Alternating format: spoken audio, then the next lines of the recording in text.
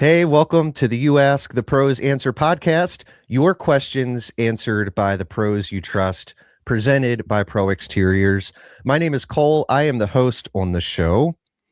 Now, have you ever had your roof replaced?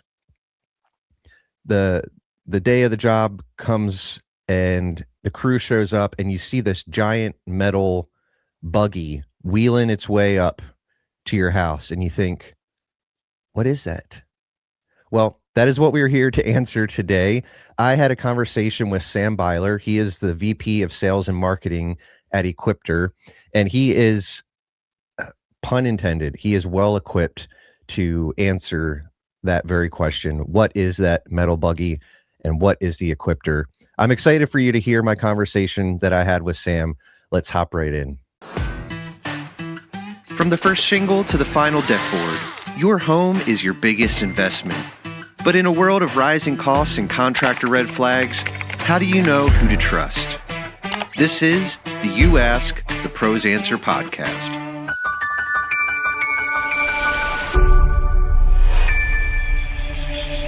All right, Sam, thanks for joining me today. How's your day going so far? Hey, it's going great. No, I'm excited to be here, Cole. All right, so at the outset of this, I let our audience know what your official title is at Equipter, but I'm wondering if you could just share a little bit about what that means and what you do for the company, and also just your special connection to Equipter, because I know it's not just a job for you; it's part of who you are. Yeah, Equipter is one of those, has an origin story of like one of those just kind of good old American like company stories, from like someone had a fantastic idea and like turned it into something and is now a very successful, like nationally known brand. My day to day here, I run sales and marketing, the sales and marketing part of Equipter. Equipter is a manufacturing company. We manufacture a piece of equipment for the roofing industry. It's a self-propelled, roofing trailer, keeps the project safer, more efficient. Well, I'm sure we'll get into talk a bit more about that. But yeah, my dad started the company in the early 2000s. So I was like still like in elementary school at that point. Now I'm like really going back. Like, I mean, I was just a kid, like at that point. And then I had the opportunity, like in high school, working summers. My dad still had the roofing company that the Equipter idea originated from. And then, started working for the company coming out of high school. And just kind of evolved in, what I was able to learn and the value I was able to bring to the organization. So, Equipter is still like a family business, like very much that vibe. But like the brand has definitely grown a ton and is very well known, across the U.S. right now. Yeah, so our connection to you all, I feel a little bit more closely tied because we're here on the East Coast as well. And you guys are just located right up there in Pennsylvania, right? Yep, Lancaster, Pennsylvania. So like right in the heart of the Amish country is how a lot of people know Lancaster. Yep. Yeah, when I was commuting to school, I remember driving home at night and having to navigate, the horse and buggies on my way home, doing my best to see them because it's tough at night to even just get a visual on them. And speaking of the Amish connection, though, I was on your guys' website trying to figure out what early iterations looked like, because I know that most products don't come out fully formed, in the first iteration. What was the name of the first version of what we now know as the Equipter 4000? Yeah, the first version was Roofer's Buggy. So we definitely like threw in a little bit of that like Lancaster flavor. It was, horse and buggies. Like that's how Amish people commute, is like a horse and carriage, horse and buggies is how they're like known in Lancaster. So we were like, maybe like a Roofer's Buggy. So that was like the OG name for the first probably like 3 to 5 years. Yeah, I think, listen, you're the marketing guy for Equipter, but I think some special anniversary version of the Equipter, you guys should bring that name back. like is like a 1 year kind of a thing and just kind of That's do a not a throwback? bad idea, Cole. That's not a bad idea. But yeah, Uh, you asked specifically like the product. The product actually had very similar characteristics to what we're building today. I mean, like we've evolved a ton in the infrastructure of the product, and like it's completely different from like the technology that runs the equipment. But from like a core features perspective, of like the big idea was, mhm. can we build a trailer that drives on its own?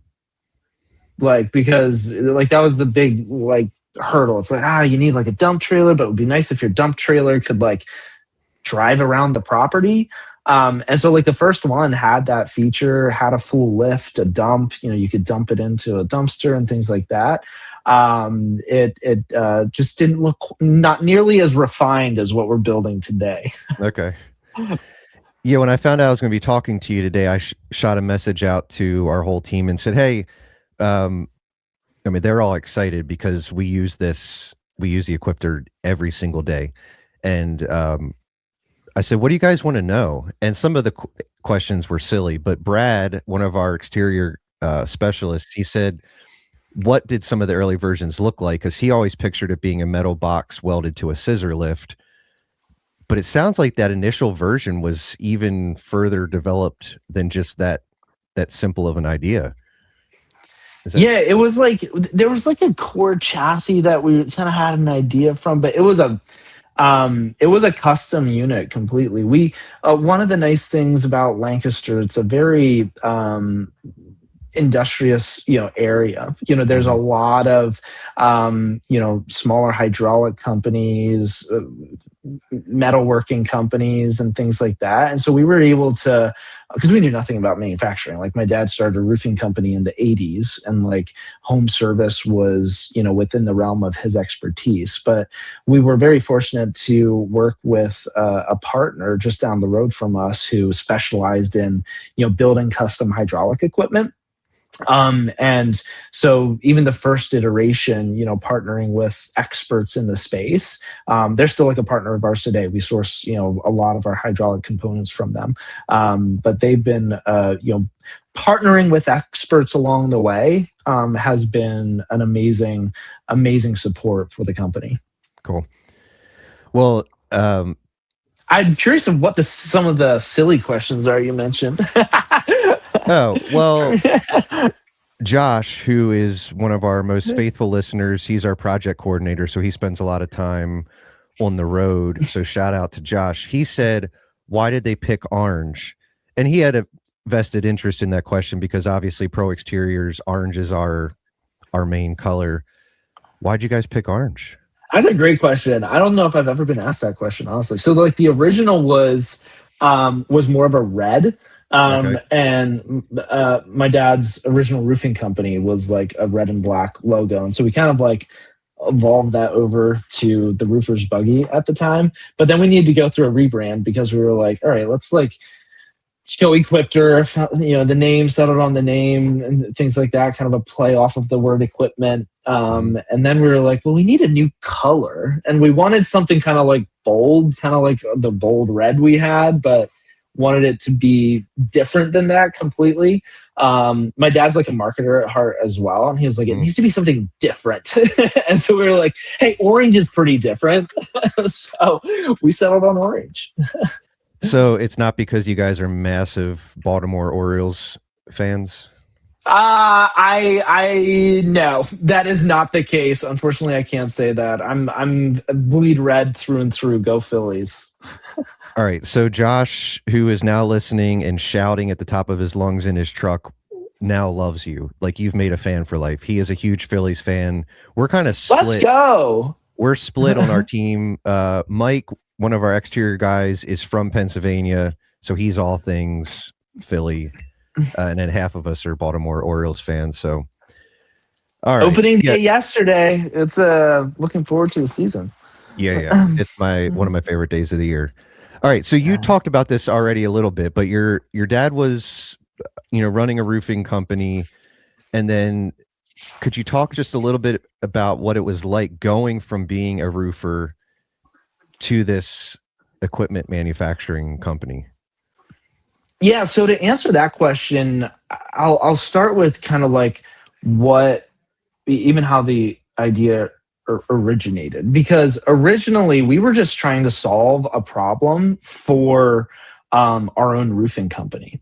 Hmm. It was because the problem we had every day, residential roofing contractor replacing uh, one or multiple roofs every day. It was like we need to transport thousands of pounds of like roofing debris from a roof into a debris container, whether that's like a dump truck, dumpster, or dump trailer.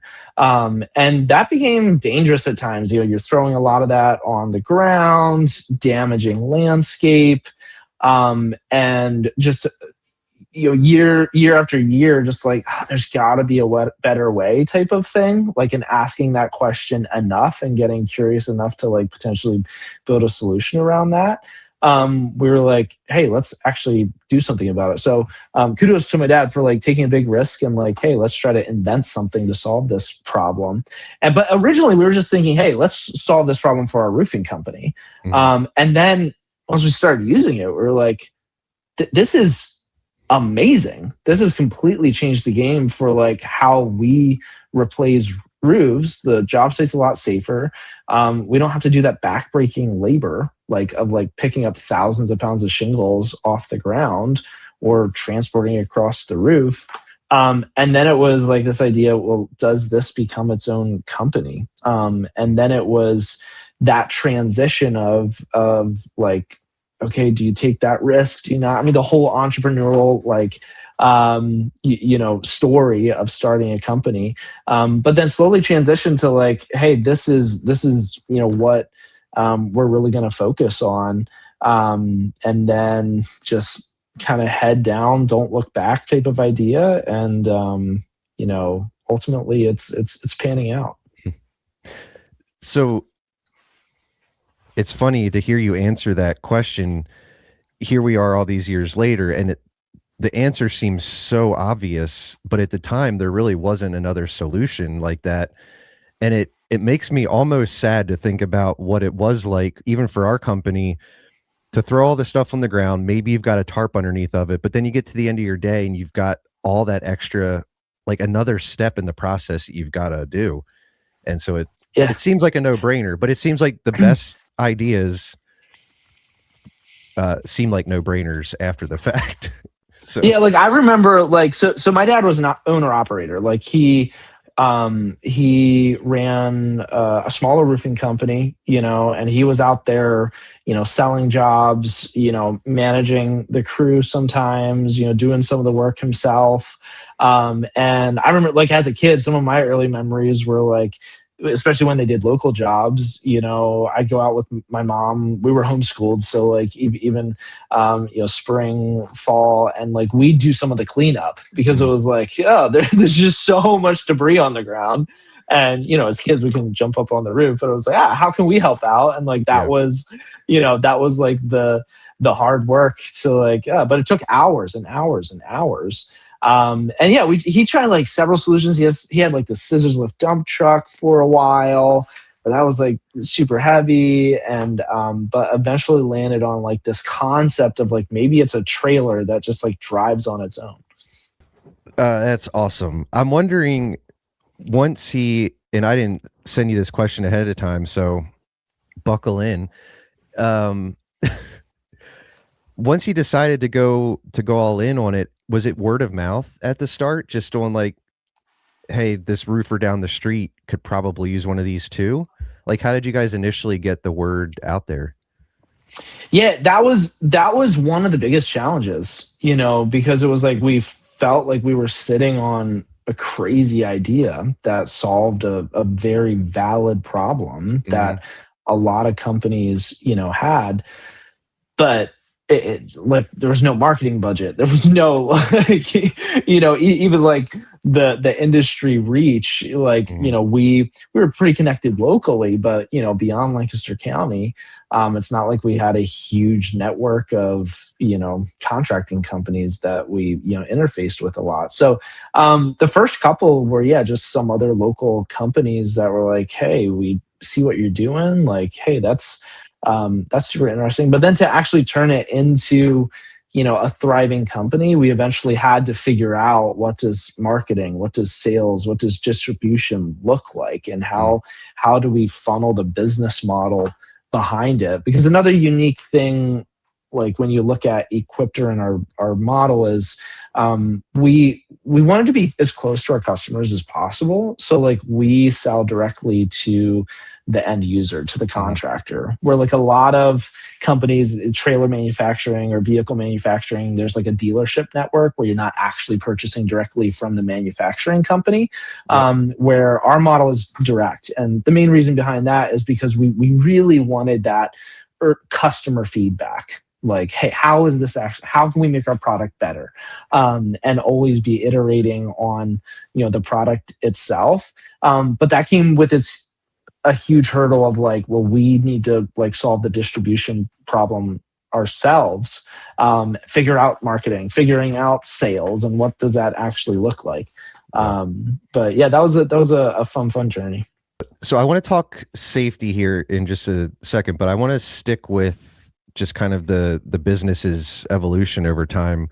What is one thing that you're particularly excited about that you guys either have in the works or you've just released to the public? Is there anything that you're particularly looking forward to?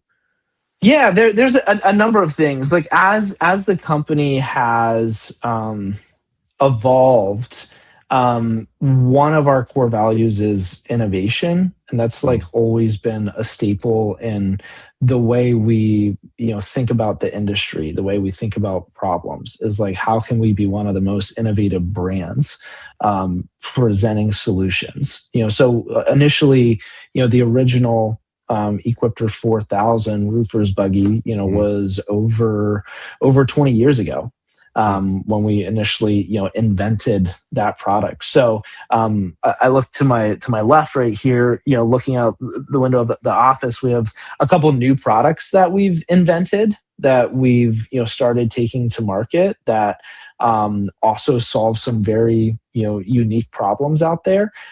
So keeping innovation like at the forefront of how we view the world, it's been exciting, and some of the other ideas that we've also been able to come up with. Cool. Yeah, it seems like oftentimes when I talk about, go with me on this for a second, this metaphor might be weird. Some businesses operate more like cruise ships, where when you want to make a change, it's real tough to turn a cruise ship around. Like, it takes a lot of time, it takes a lot of people, a lot of energy. And some businesses operate like a speedboat, where you're able to make changes pretty quickly. It seems like, from the outside looking in, that you guys operate almost more like a speedboat, where because you do go direct to the end customer, you're not dealing with dealer networks. You guys are able to kind of function like that new business 20 plus years ago, while still, having the reach that you guys have. Is that an accurate appraisal? It is. No, I think the way I would maybe create that mental picture is like, we're building that boat. We have that boat. We continue to evolve it, and it does kind of start to turn into like a cruise liner type of like ship. But then you have like your speedboat like vehicles too that can kind of spin off and kind of do. We have our own R&D department, so it's like, cool. We built a great core business, and we're producing like our core model, and that continues to roll, and like not a whole lot changes there, because why fix it if it ain't broke? But then still having innovation as like a core value, and we're able to kind of work on some of these other ideas and innovate very quickly, go through iterations, while we're kind of keeping the main ship, chugging along. Yeah. All right. I like your analogy better, because you guys are staying the course. It's just you're able to offer more things. I'm going to end this metaphor now, because it's going to make less and less sense to the audience. But I like the way you put it better. Well, it's interesting you bring it up, because it is something that we're like navigating even the past 2 years as we're bringing new products to market, because it's like you need to have that startup mentality of like, if you're creating something new, you're not going to nail it on the first iteration. And unless you're iterating really quickly, you're not going to get there. And that's one of the things, especially the early days of the Equipter 4000, it was being so connected to our customers, using the product literally every day ourselves, and taking that back to our R&D team is like, hey, like this needs to be a little bit different, like the, just being willing to iterate at that type of speed. You have to have that mentality if you want to create something that actually works and that's actually great. Yeah. Just to give some insight behind the scenes, I'm being distracted because I'm receiving text messages from Josh currently, that our project coordinator. He is so excited, I think, that I'm talking to you today, because he said, how did it go with the Equipter guy? And anyway, go Phillies. All right, let's move to safety. We all know safety is huge in any industry, especially in the roofing industry. There's a lot of hazards. There's things that I think we even take for granted sometimes. How does the Equipter, specifically the 4000, improve job site safety? That was a big one for us because roofing is tough. Roofing is dangerous. And there's so many variables that happen on a job site, especially during the roof removal process. Just even thinking practically, like the average roof, I think, has over 2 or 3 tons of debris that you're removing, like the asphalt shingles and like all that stuff. And the probability for something going wrong, it exists, especially during the debris removal process. So one of the things that the Equipter really helped solve was eliminating the need to double handle the debris. So like if you picture our equipment, it's kind of like this box on wheels that lifts up, right underneath the eave of the roof, to where every area of the roof that you're working on, you can pull this equipment right underneath the eave of the roof, and like the debris can just slide seamlessly right into the container, versus the way you had to do it like historically was, say you're tearing off the backside of a roof, your laborers need to be hauling, the debris over their shoulders and like walking across a roof that has loose shingles and trip fall hazards, or you just throw it nails, or you throw it on the ground and risk a lot of damage to the property, and pick it up later. So that was one of the main things with the Equipter, is like just the simplicity of how you're able to tear off a roof, is just so much more straightforward, and so much more less things that could go wrong while you're doing that.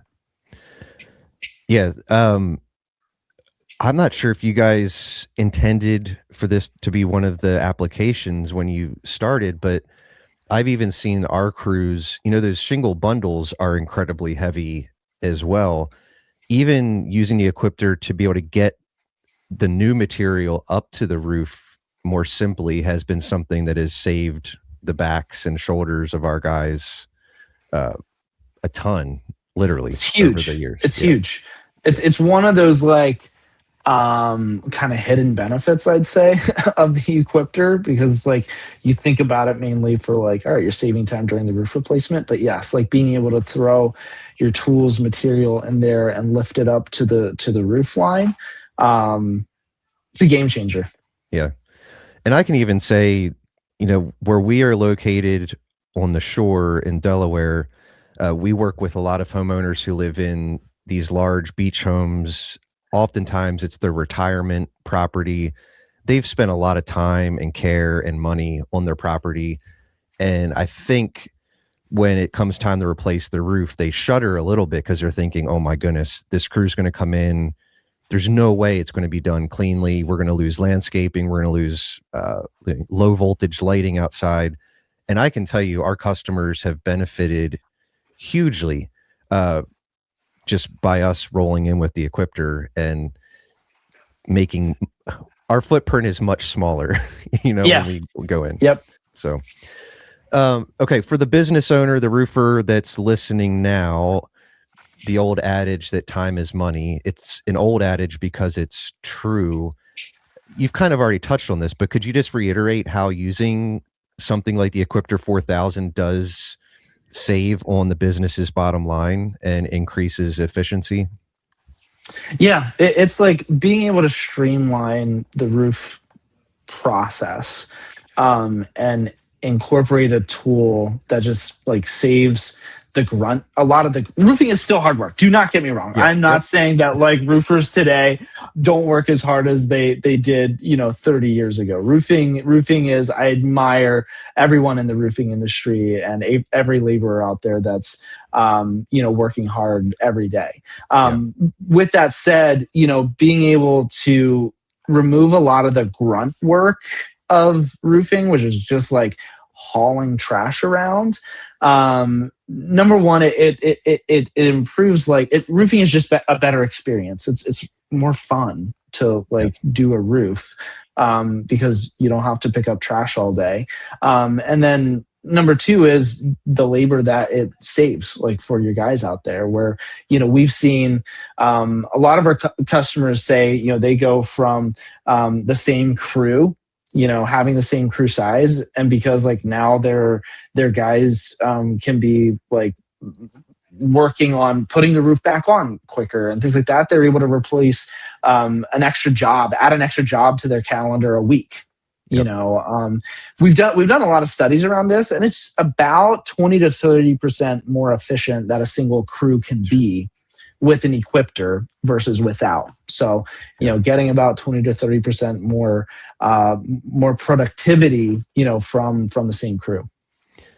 Yeah, I know the majority of our residential roofs we're able to do within 1 day's time, and that would not have been the case prior to us using Equipter. I know this sounds a bit like a commercial for the Equipter 4000, but the reason that we wanted you guys to be part of the show is because we we believe so heavily in it, and we really just wanted to kind of get more behind the scenes kind of knowledge on where the idea came from. And so we're big fans, but we're big fans for good reason. We've been able to see the benefits of it.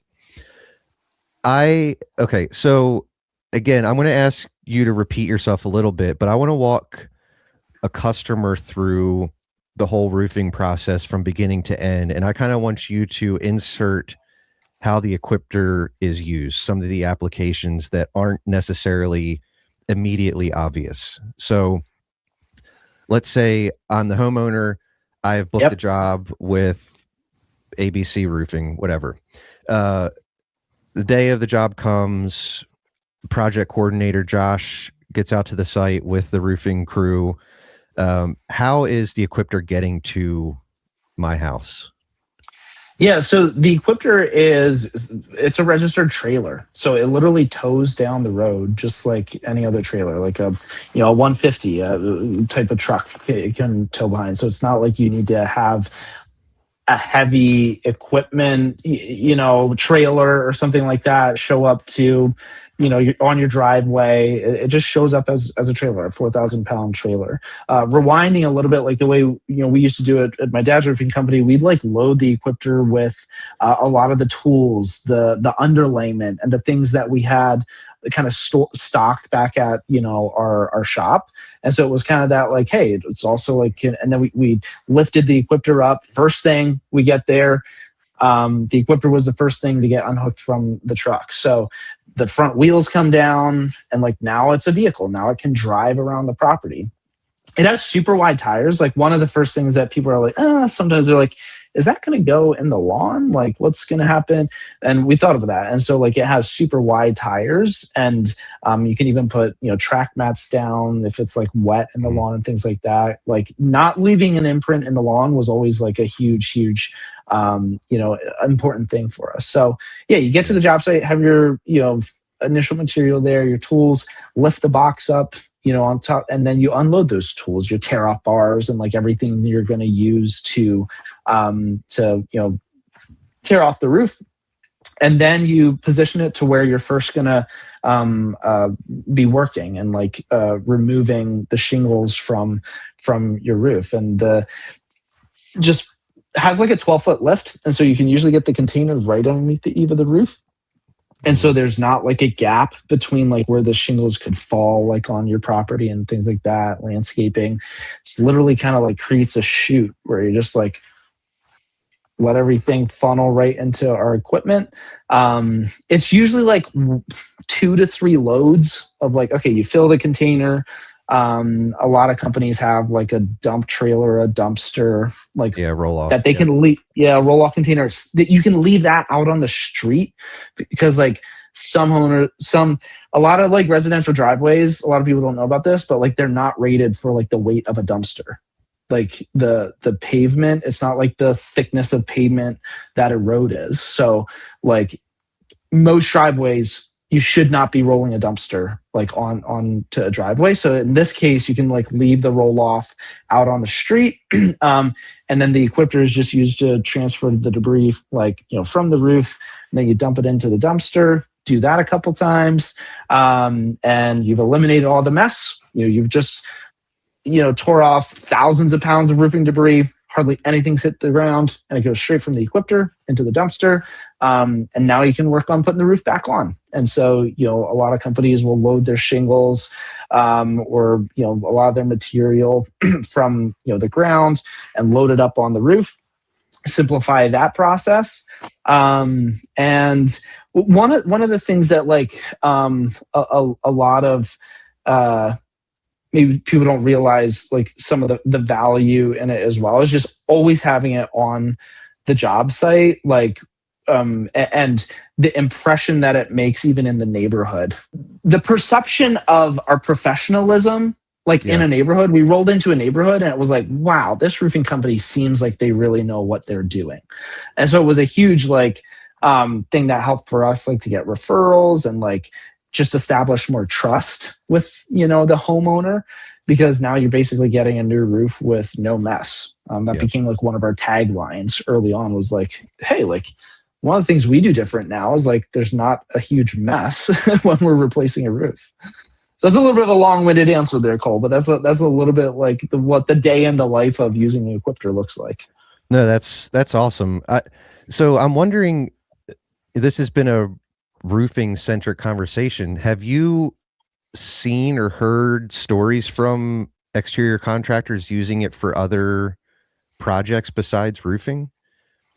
The most unique use case and photo that one of our customers shared with us was they lifted it up next to their pool in their backyard, and they used it as a high dive. Okay. So that's maybe not a very practical use case, but a more serious use case is, like a lot of our customers will use this if they're like also remodeling contractors. Mm-hmm. It works so well for like remodeling a kitchen or a second story bathroom, where you don't have to track the renovation debris through the house at all.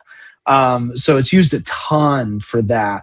Even like landscaping and things like that. A lot of people have found, a ton of different use cases. Like we sell to quite a few different industries right now. Roofing is still the main industry that we service, but it's found its home in a lot of different use cases. Goodness, back in college, I was a gopher for a construction company, and I remember working down in Baltimore City on some of these historic homes that had plaster walls. And we were doing demo of a bathroom that had old tile on the floor, plaster walls, bagging all that stuff up and having to carry it down multiple flights of narrow steps. Like, that is almost triggering for me to think back to that. Yes. And these were not like, these were high dollar homes too, where you're conscious of, am I going to destroy other stuff? I so wish we had the Equipter back then. Anyhow, so if somebody that's listening or watching this is like, man, that seems like a cool thing. Maybe they're just wanting to get more information about it. They're a homeowner and they want to learn more about what it is that we're using as Pro Exteriors, or maybe they are a business owner. where can they go to find out more information about the Equipter? Yeah, our website is one of the best places for like information if you want to learn about it. It's just equipter.com, and you can find out more about it there. One of the cool things that we've been able to do is establish a rental network across the US as well. So like even some homeowners, it's like, hey, if you got a project, a weekend project where you're like remodeling something, or you can also rent them. There's a rental network across the US where you can get your hands on them. All right. Well, Sam, thank you so much. I'm going to be the coolest guy at Pro Exteriors now because I've been able to talk to you because we have been such fans of the Equipter for years now. And so thanks for allowing me to be that guy.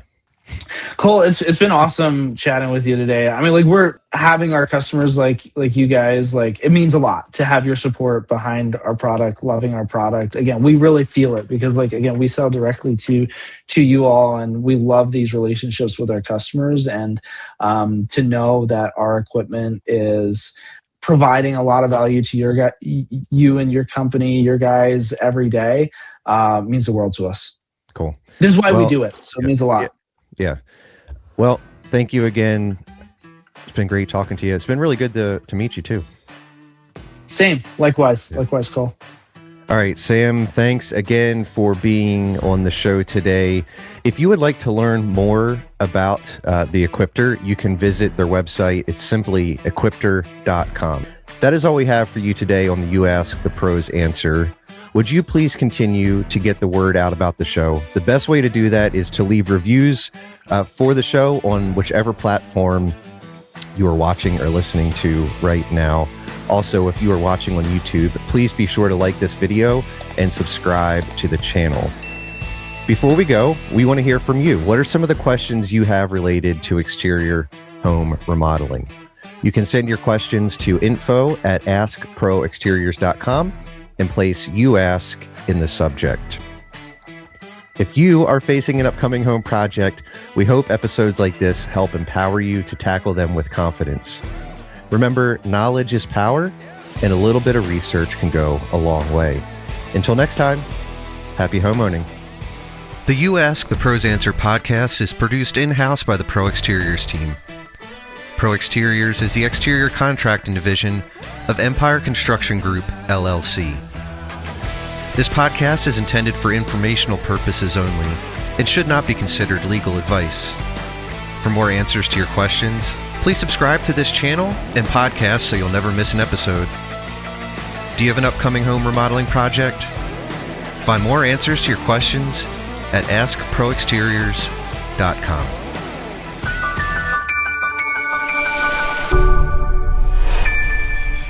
Hey, thanks for watching this video. Would you please help us out by hitting that subscribe button? That would be awesome. Also, if you never want to miss another one of our uploads, please be sure to hit that notification bell. All right, thanks. See ya.